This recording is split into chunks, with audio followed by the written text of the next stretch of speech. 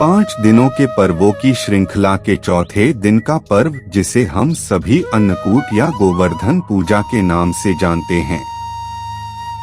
यह पर्व हिंदुओं का प्रमुख पर्व माना गया है।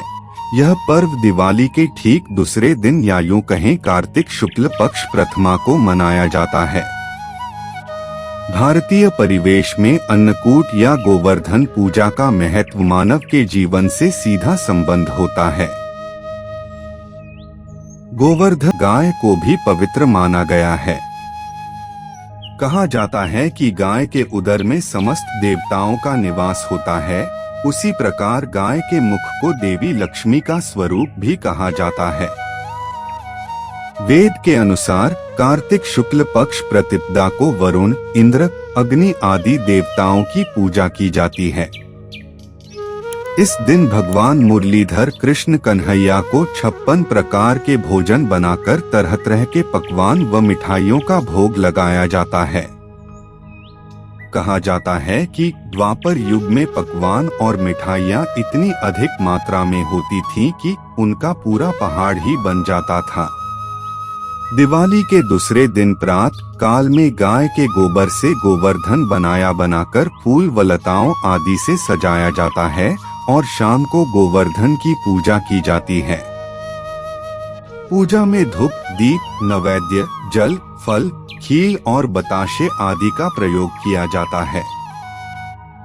गोवर्धन पूजा में अपमार्गा रखना जरूरी होता है।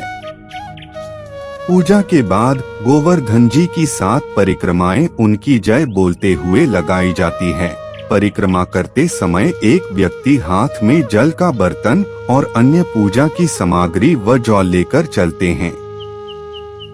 जल लिया हुआ व्यक्ति जल की धार गिराता हुआ तथा जौ को बोते हुए परिक्रमा करता है।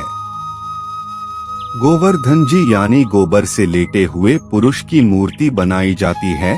इनके नाभि के स्थान पर एक कटोरिया मिट्टी का दीपक रखा जाता है। फिर इसमें दूध, दही, गंगाजल, शहद, बताशे आदि पूजा करते समय डाल दिए जाते हैं और बाद में इसे प्रसाद के रूप में बांटा जाता है। मान्यता है कि अन्नकूट पूजा में चंद्र दर्शन को अशुभ माना जाता है। इस दिन प्रात तेल लगाकर स्नान करना चाहिए और शाम को गोवर्धन की पूजा की जाती है। कहा जाता है कि गोवर्धन की पूजा करने से धन, धान्य, संतान और गोरस की वृद्धि होती है।